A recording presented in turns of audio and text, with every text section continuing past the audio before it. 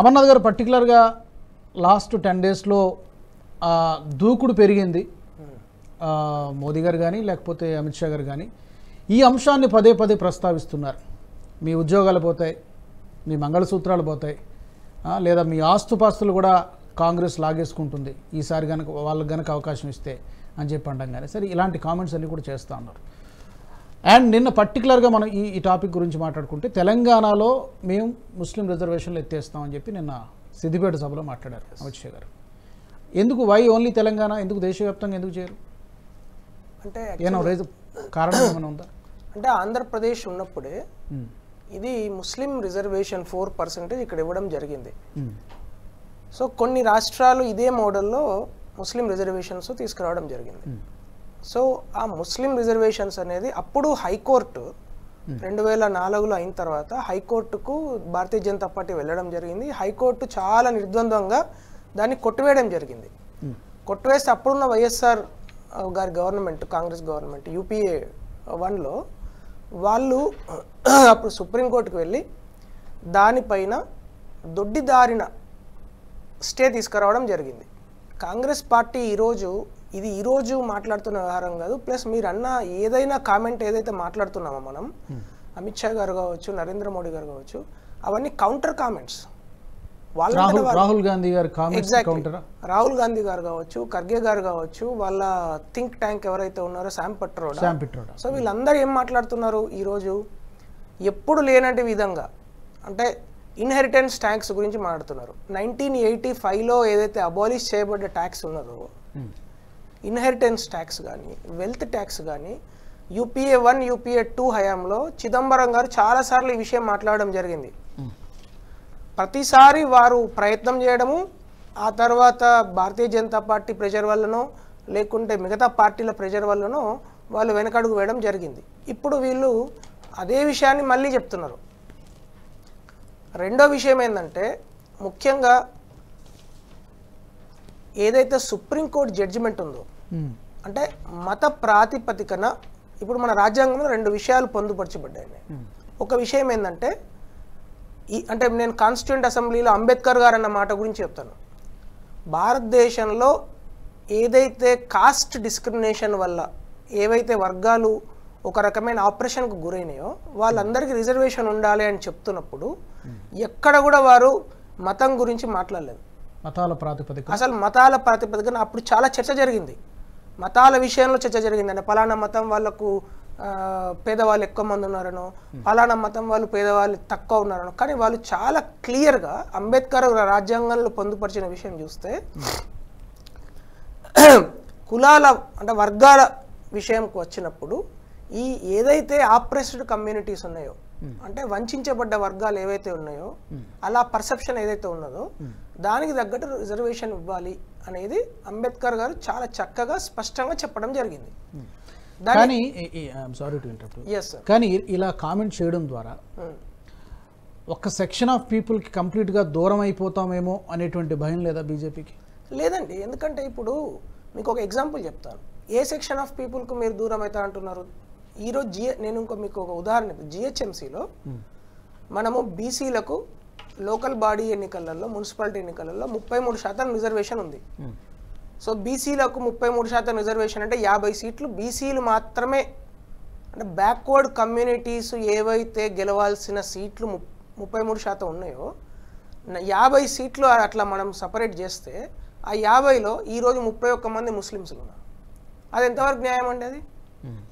Plus వాళ్ళ లా ప్రకారము ఏ community వంచబడ్డది, ఏ community వంచబడలేదని మీకు తెలుసా, నాకు తెలుసా, ఎవరికి తెలుసు? ఎవరు చెప్పాలి అది? రైట్. ఇప్పుడు మీకు అంటే దేర్ ఇస్ నో సైంటిఫిక్. నష్టపోయినా పర్వాలేదు కానీ ఉన్న విషయం ప్రజలకు చెప్పాలనే ఉద్దేశం. అండ్ అసలు నష్టపోయే అవకాశం లేదండి, అవకాశం లేదు. ఎందుకంటే ఈరోజు మోడీ గారు సబ్కా సాత్ సబ్కా వికాస్లో అందరికన్నా ఎక్కువ ఈరోజు స్కాలర్షిప్లు పొందేది ఏ విద్యార్థులు అండి? ముస్లిం విద్యార్థులు. ఉత్తరప్రదేశ్లో 16 లక్షల మంది పేద ముస్లిం విద్యార్థులకు లాస్ట్ ఇయర్ స్కాలర్షిప్ ఇవ్వడం జరిగింది. 16 లక్షలు స్మాల్ నెంబర్ కాదండి రాజు గారు. ఈరోజు EWS ఏదైతే ఎకనామికల్లీ వీకర్ సెక్షన్స్ 10% తీసుకురావడం జరిగింది కదా, ఆ 10% తీసుకురావడం, దానిలో ఆ 10%లో ముస్లిమ్స్కి వస్తున్నారు కదా. ఎవరైతే మెరిట్ ఉండి, ఎవరైతే పేద ముస్లిమ్స్ ఉన్నారో, ఎవరైతే మెరిట్ ఉండి పేద క్రిస్టియన్స్ ఉన్నారో, ఎవరైతే మెరిట్ ఉండి పేద అగ్రవర్ణాలు ఉన్నాయో, ఎవరికైతే ఇంతకుముందు ఏ విధమైన రిజర్వేషన్ కేటగిరీలో లేకుండా పేదవాళ్ళు ఉన్నారో వాళ్ళందరికీ ఈరోజు 10% రిజర్వేషన్లు బ్రహ్మాండంగా వాళ్ళు అద్భుతంగా రాణిస్తున్నారు ఆ పిల్లలు. నిన్నటికి నిన్న ఐఐటి అడ్వాన్స్డ్ రిజల్ట్స్ వచ్చినాయి. చూస్తుంటే ఆ కట్ ఆఫ్ రిజల్ట్స్ ఇచ్చారు దానిలో. సో ఆ పర్సంటైల్ చూస్తుంటే ఆల్మోస్ట్ జనరల్ పర్సంటైల్కు కొంచెం తక్కువగా ఈడబ్ల్యూఎస్ రిజర్వేషన్ పర్సంటైల్ ఉంది. బ్రహ్మాండంగా సీట్లు తెచ్చుకుంటున్నారు. ఇప్పుడు మనం ఆలోచించాల్సింది ఏంటంటే మన పిల్లల భవిష్యత్తు గురించి. మొత్తం సొసైటీని 2 భాగాలుగా 3 భాగాలుగా 20 భాగాలుగా చేసి విభజించు పాలించు అనే ఒక పాలసీలో ఏదైతే కాంగ్రెస్ ప్రభుత్వం ఇవాళ చేస్తున్నదో, ఆ ఎలిగేషన్ బీజేపీ మీద చేస్తుంది కాంగ్రెస్. అది అసలు పూర్తి తప్పు. సబ్కా సా సబ్కా వికాస్ అనేది ఒకళ్ళు బీజేపీ. కాంగ్రెస్ ఏం చెప్తున్నది, నేను సొసైటీలో ఉండే ప్రతి సెక్షన్ ఎంతమంది ఉన్నారో లెక్క పెడతా, వాళ్ళకు కొట్లాట పెడతా, వాళ్ళు కొట్టుంటే మాత్రం నేను రాజ్యం చేస్తా. అసలు అది ఏమన్నా అసలు అర్థం ఉన్నదా వాళ్ళు మాట్లాడేదానికి? అంటే ఇక్కడ లెక్క పెట్టడమే తప్ప, లేకపోతే లెక్క పెట్టడం వెనక ఎజెండా, హిడెన్ ఎజెండా తప్ప. లెక్క పెట్టడం వరకు కరెక్ట్ అయినా కొంతమంది అంటే లెక్క పెట్టడంలో తప్పు లేదు, కానీ వాళ్ళ ఉద్దేశం వేరు, హిడెన్ ఎజెండా వేరే ఉంది. ఈవెన్ ఇప్పుడు క్యాస్ట్ సెన్సస్ అయినా లేకపోతే వెల్త్ సెన్సస్ అయినా కూడా లెక్క పెట్టడంలో తప్పు లేదు, సెన్సస్ చేయడంలో ఎవరి ప్రమాణాలు ఏంటి ఎలా తెలుసుకోవడంలో తప్పు లేదనే వాదన కూడా ఉంది. లెక్క పెట్టడానే తప్పు పడుతున్నారు మీరు? నో రాజుగారు, ఇక్కడ ఒక చిన్న చాలా మైన్యూట్ డీటెయిల్ ఒకటి ఉంది. అది మనం అంటే అది గమనిస్తే వారి యొక్క ఉద్దేశం అర్థమవుతుంది.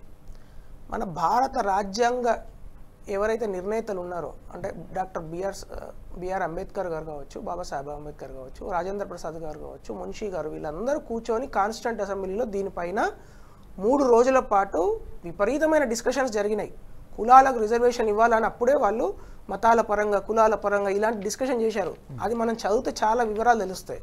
దానిలో వారు చెప్పిన విషయం ఏంటంటే, అందు గురించే మీరు చూస్తే షెడ్యూల్డ్ కాస్ట్, షెడ్యూల్డ్ ట్రైబ్స్ అంటాం. Why they have put in schedule, why not like OBC, why not like BC, why?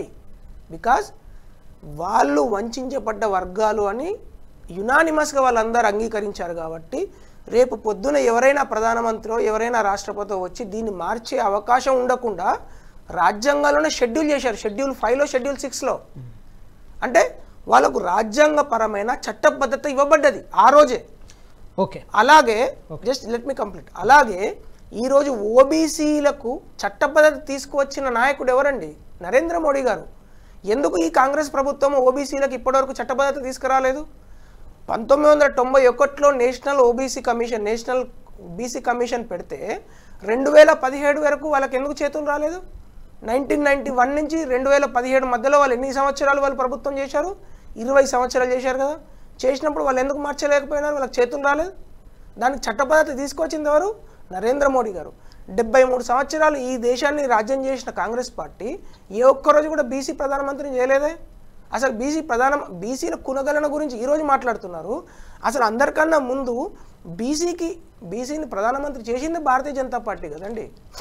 Okay, so మనం అటువంటి విషయాలను ప్రజలకు చెప్పడం మినహాయించి ఈరోజు ఒక వర్గాల మధ్య, ఎందుకంటే ఏ వర్గం ఇప్పుడు నేను మీకు ఇంకొక ఎగ్జాంపుల్ చెప్తాను. ఒక వర్గం ప్రజలు ఆంధ్రప్రదేశ్లో, తెలంగాణలో ఒక రకమైన రిజర్వేషన్ ఉంటుంది. అదే పక్క రాష్ట్రం కర్ణాటకకు వెళ్తే అసలు ఆ రిజర్వేషన్ ఉండకపోవచ్చు, ఇంకొక వేరే వర్గంలో రిజర్వేషన్ ఉండొచ్చు. సో ఇట్లా ప్రతి సొసైటీలో అక్కడక్కడ అందుగురించే మొన్న రీసెంట్లీ ఎస్సీ వర్గీకరణ అంశంలో అరుణ్ మిశ్రా గారు ఇచ్చిన ఏదైతే Arun Mishra and very recent judgment సుప్రీంకోర్టులో వారు చెప్పింది ఏంటంటే, మనం మొదటి నుంచి అనుకున్నట్టు ఈ కులాలన్నీ హోమోజీనియస్ కాదు అని చాలా స్పష్టంగా chief justice of India Chandrachud గారి ఏదైతే బెంచ్ ఉందో 7 జడ్జ్ బెంచ్, అది చాలా క్లియర్గా చెప్పింది. There is a homogeneity among the communities, caste. So అది మనము ఇప్పుడు హోమోజీనియస్ లేనప్పుడు మీరు ఏ వర్గాలను కూర్చోబెట్టి చేస్తారు? ఇదంతా పెద్ద సమస్య. ఈ వీడియో మీకు నచ్చినట్టయితే లైక్ చేయండి, 10 మందికి షేర్ చేయండి, అలాగే కామెంట్ల రూపంలో మీ అభిప్రాయాలను మాతో పంచుకోండి. Nationalist hub group of channels ను సబ్స్క్రైబ్ చేసుకుని తెలుగునాట జాతీయవాద జర్నలిజాన్ని ప్రోత్సహించండి. ఈ వీడియో కింద ఉన్న బెల్ ఐకాన్ పై క్లిక్ చేయడం మర్చిపోవద్దు.